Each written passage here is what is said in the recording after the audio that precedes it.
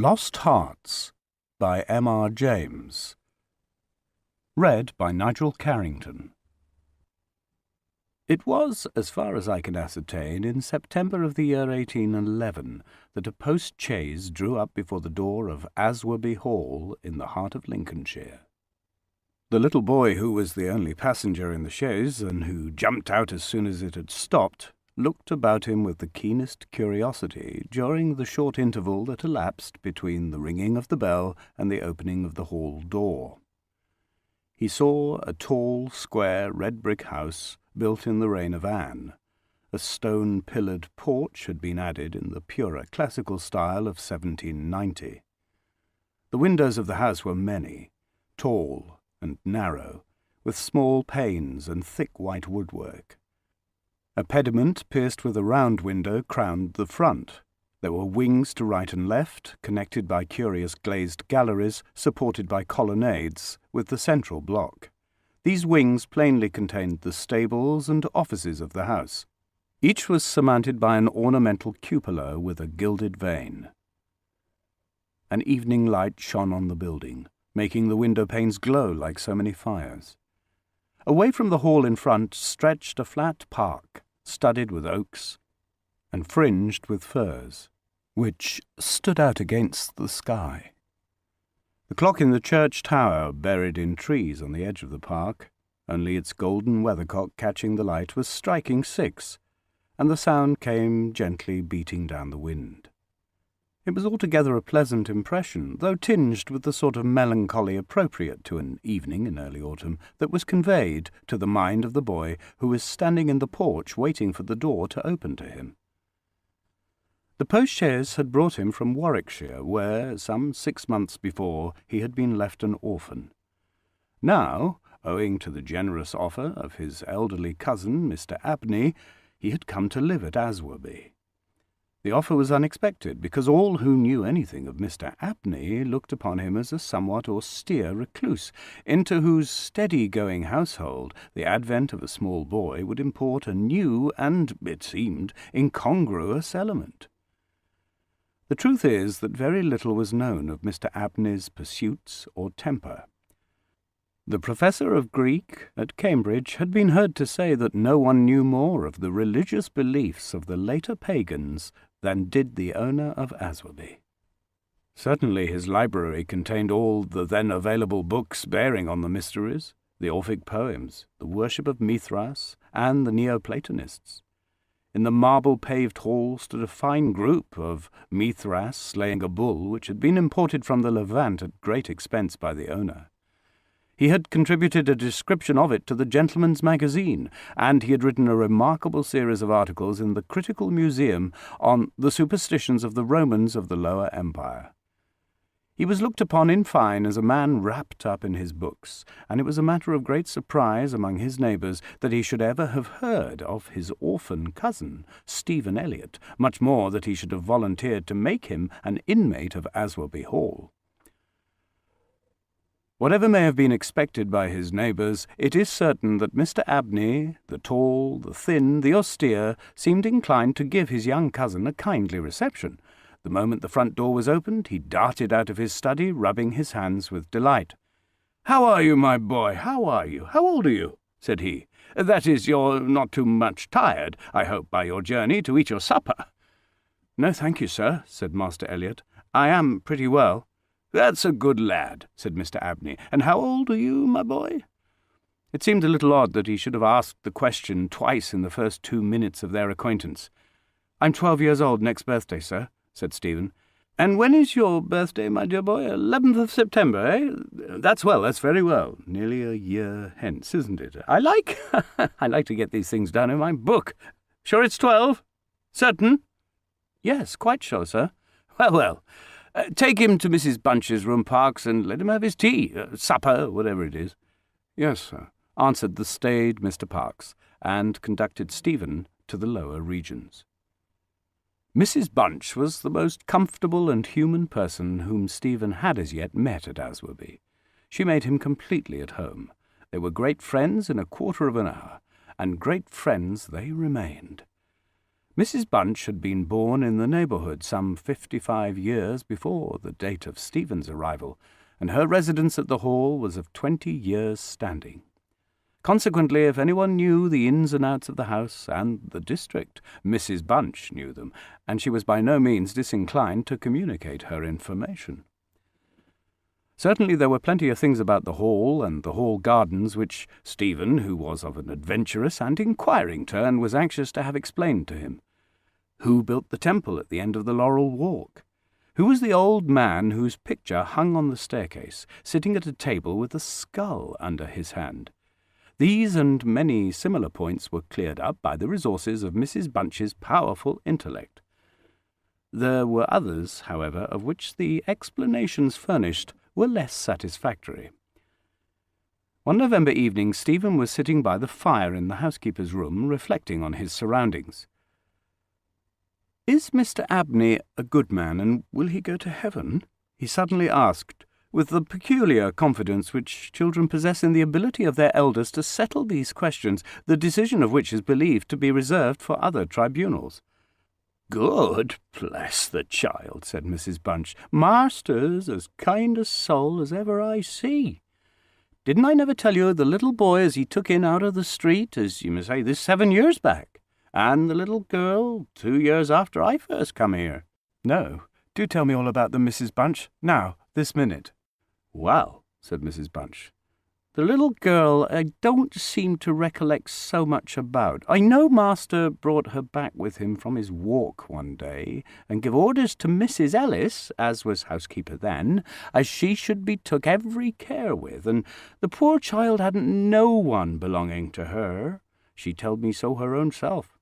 And here she lived with us a matter of 3 weeks, it might be, and then, whether she were something of a gipsy in her blood or what not, but one morning she out of her bed afore any of us had opened a eye, and neither track nor yet trace of her have I set eyes on since.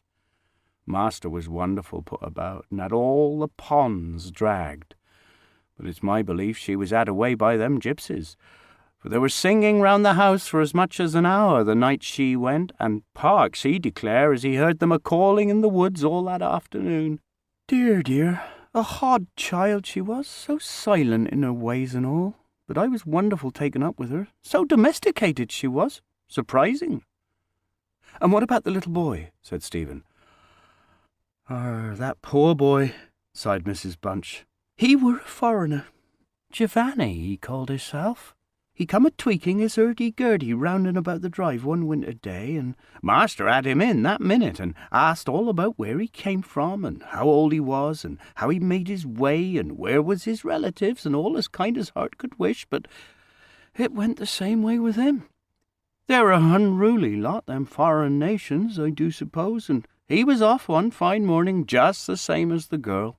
Why he went and what he done was our question for as much as a year after, for he never took his hurdy-gurdy, and there it lays on the shelf." The remainder of the evening was spent by Stephen in miscellaneous cross-examination of Mrs. Bunch, and in efforts to extract a tune from the hurdy-gurdy. That night he had a curious dream. At the end of the passage at the top of the house in which his bedroom was situated, there was an old, disused bathroom. It was kept locked, but the upper half of the door was glazed, and since the muslin curtains which used to hang there had long been gone, you could look in and see the lead-lined bath affixed to the wall on the right hand, with its head towards the window. On the night of which I am speaking, Stephen Elliott found himself, as he thought, looking through the glazed door. The moon was shining through the window, and he was gazing at a figure which lay in the bath. His description of what he saw reminds me of what I once beheld myself in the famous vaults of St. Michan's Church in Dublin, which possesses the horrid property of preserving corpses from decay for centuries. A figure, inexpressibly thin and pathetic, of a dusty leaden colour, enveloped in a shroud-like garment. The thin lips crooked into a faint and dreadful smile, the hands pressed tightly over the region of the heart. As he looked upon it, A distant, almost inaudible moan seemed to issue from its lips, and the arms began to stir. The terror of the sight forced Stephen backwards, and he awoke to the fact that he was indeed standing on the cold boarded floor of the passage in the full light of the moon. With a courage which I do not think can be common among boys of his age, he went to the door of the bathroom to ascertain if the figure of his dreams were really there. It was not, and he went back to bed. Mrs. Bunch was much impressed next morning by his story, and went so far as to replace the muslin curtain over the glazed door of the bathroom. Mr. Abney, moreover, to whom he confided his experiences at breakfast, was greatly interested, and made notes of the matter in what he called his book. The spring equinox was approaching, as Mr. Abney frequently reminded his cousin, adding that this had been always considered by the ancients to be a critical time for the young, that Stephen would do well to take care of himself and to shut his bedroom window at night, and that Censorinus had some valuable remarks on the subject. Two incidents that occurred about this time made an impression upon Stephen's mind. The first was after an unusually uneasy and oppressed night that he had passed, though he could not recall any particular dream that he had had. The following evening Mrs. Bunch was occupying herself in mending his nightgown. "Gracious me, Master Stephen," she broke forth rather irritably. "How do you manage to tear your nightdress all to flinders this way? Look here, sir, what trouble you do give to poor servants that have to darn and mend after you." There was indeed a most destructive and apparently wanton series of slits or scorings in the garment, which would undoubtedly require a skilful needle to make good. They were confined to the left side of the chest, long, parallel slits about 6 inches in length, some of them not quite piercing the texture of the linen. Stephen could only express his entire ignorance of their origin. He was sure they were not there the night before. "But," he said, "Mrs. Bunch, they're just the same as the scratches on the outside of my bedroom door, and I'm sure I never had anything to do with making them." Mrs. Bunch gazed at him open-mouthed, then snatched up a candle, departed hastily from the room, and was heard making her way upstairs. In a few minutes she came down. "Well," she said, "Master Stephen, it's a funny thing to me how them marks and scratches can a come there. Too high up for any cat or dog to have made 'em, much less a rat. For all the world like a Chinaman's fingernails, as my uncle in the tea-trade used to tell us of when we was girls together. I wouldn't say nothing to master, not if I was you, Master Stephen, my dear, and just turn the key of the door when you go to your bed. I always do, Mrs. Bunch, as soon as I've said my prayers." "Oh, that's a good child. Always say your prayers, and then no one can't hurt you."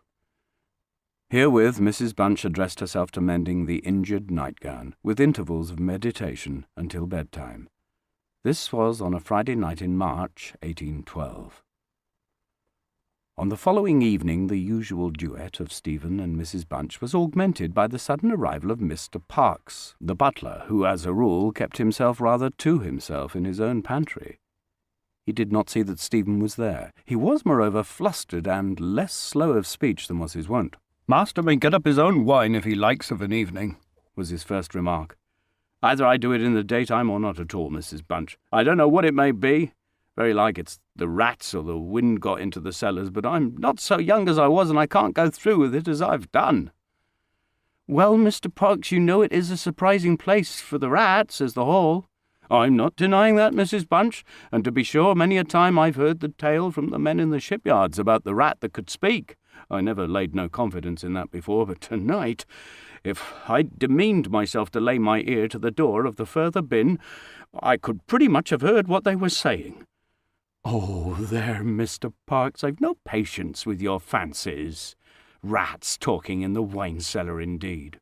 "Well, Mrs. Bunch, I've no wish to argue with you. All I say is, if you choose to go to the far bin and lay your ear to the door, you may prove my words this minute." "What nonsense you do talk, Mr. Parkes. Not fit for children to listen to." "Why, you'll be frightening Master Stephen there, out of his wits." "What? Master Stephen?" said Parkes, awaking to the consciousness of the boy's presence. "Master Stephen knows well enough when I'm a-playing a joke with you, Mrs. Bunch." In fact, Master Stephen knew much too well to suppose that Mr. Parkes had in the first instance intended a joke. He was interested, not altogether pleasantly, in the situation, but all his questions were unsuccessful in inducing the butler to give any more detailed account of his experiences in the wine-cellar. We have now arrived at March the 24th, 1812. It was a day of curious experiences for Stephen, a windy, noisy day which filled the house and the gardens with a restless impression. As Stephen stood by the fence of the grounds and looked out into the park, he felt as if an endless procession of unseen people were sweeping past him on the wind, borne on resistlessly and aimlessly, vainly striving to stop themselves, to catch at something that might arrest their flight and bring them once again into contact with the living world of which they had formed a part. After luncheon that day, Mr. Abney said, "Stephen, my boy, do you think you could manage to come to me tonight as late as 11 o'clock in my study? I shall be busy until that time, and I wish to show you something connected with your future life, which it is most important that you should know. You are not to mention this matter to Mrs. Bunch, nor to anyone else in the house, and you had better go to your room at the usual time." Here was a new excitement added to life. Stephen eagerly grasped at the opportunity of sitting up till 11 o'clock. He looked in at the library door on his way upstairs that evening, and saw a brazier, which he had often noticed in the corner of the room, moved out before the fire. An old silver-gilt cup stood on the table, filled with red wine, and some written sheets of paper lay near it. Mr. Abney was sprinkling some incense on the brazier from a round silver box as Stephen passed, but did not seem to notice his step. The wind had fallen, and there was a still night and a full moon. At about 10 o'clock Stephen was standing at the open window of his bedroom looking out over the country. Still as the night was, the mysterious population of the distant moonlit woods was not yet lulled to rest. From time to time strange cries, as of lost and despairing wanderers, sounded from across the mere. They might be the notes of owls or water-birds, yet they did not quite resemble either sound. Were not they coming nearer? Now they sounded from the nearer side of the water, and in a few moments they seemed to be floating about among the shrubberies. Then they ceased. But just as Stephen was thinking of shutting the window and resuming his reading of Robinson Crusoe, he caught sight of two figures standing on the gravelled terrace that ran along the garden side of the hall. The figures of a boy and girl, as it seemed. They stood side by side, looking up at the windows. Something in the form of the girl recalled irresistibly his dream of the figure in the bath. The boy inspired him with more acute fear. Whilst the girl stood still, half smiling, with her hands clasped over her heart, the boy, a thin shape with black hair and ragged clothing, raised his arms in the air with an appearance of menace and of unappeasable hunger and longing. The moon shone upon his almost transparent hands, and Stephen saw that the nails were fearfully long, and that the light shone through them. As he stood with his arms thus raised, he disclosed a terrifying spectacle. On the left side of his chest there opened a black and gaping rent, and there fell upon Stephen's brain, rather than upon his ear, the impression of one of those hungry and desolate cries that he had heard resounding over the woods of Aswarby all that evening. In another moment this dreadful pair had moved swiftly and noiselessly over the dry gravel, and he saw them no more. Inexpressibly frightened as he was, he determined to take his candle and go down to Mr. Abney's study, for the hour appointed for their meeting was near at hand. The study, or library, opened out of the front hall on one side, and Stephen, urged on by his terrors, did not take long in getting there. To effect an entrance was not so easy. It was not locked, he felt sure, for the key was on the outside of the door as usual. His repeated knocks produced no answer. Mr. Abney was engaged. He was speaking. What? Why did he try to cry out? And why was the cry choked in his throat? Had he, too, seen the mysterious children? But now everything was quiet, and the door yielded to Stephen's terrified and frantic pushing. On the table in Mr. Abney's study certain papers were found which explained the situation to Stephen Elliott when he was of an age to understand them. The most important sentences were as follows. It was a belief very strongly and generally held by the ancients, of whose wisdom in these matters I have had such experience as induces me to place confidence in their assertions, that by enacting certain processes, which to us moderns have something of a barbaric complexion, a very remarkable enlightenment of the spiritual faculties in man may be attained. That, for example, by absorbing the personalities of a certain number of his fellow creatures, an individual may gain a complete ascendancy over those orders of spiritual beings which control the elemental forces of our universe. It is recorded of Simon Magus that he was able to fly in the air, to become invisible, or to assume any form he pleased, by the agency of the soul of a boy whom, to use the libellous phrase employed by the author of the Clementine Recognitions, he had murdered. I find it set down, moreover, with considerable detail in the writings of Hermes Trismegistus, that similar happy results may be produced by the absorption of the hearts of not less than 3 human beings below the age of 21 years. To the testing of the truth of this receipt I have devoted the greater part of the last 20 years, selecting as the corpora vilia of my experiment such persons as could conveniently be removed without occasioning a sensible gap in society. The first step I effected by the removal of one Phoebe Stanley, a girl of gypsy extraction, on March the 24th, 1792. The second by the removal of a wandering Italian lad named Giovanni Paoli on the night of March the 23rd, 1805. The final victim, to employ a word repugnant in the highest degree to my feelings, must be my cousin, Stephen Elliott. His day must be this March the 24th, 1812.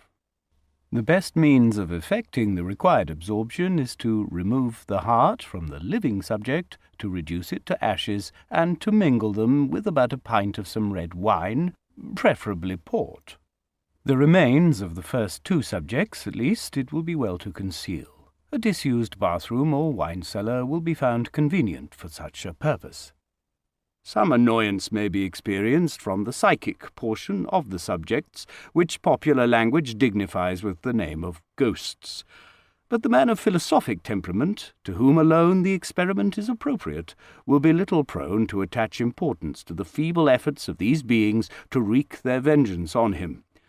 I contemplate with the liveliest satisfaction the enlarged and emancipated existence which the experiment, if successful, will confer on me, not only placing me beyond the reach of human justice, so called, but eliminating to a great extent the prospect of death itself.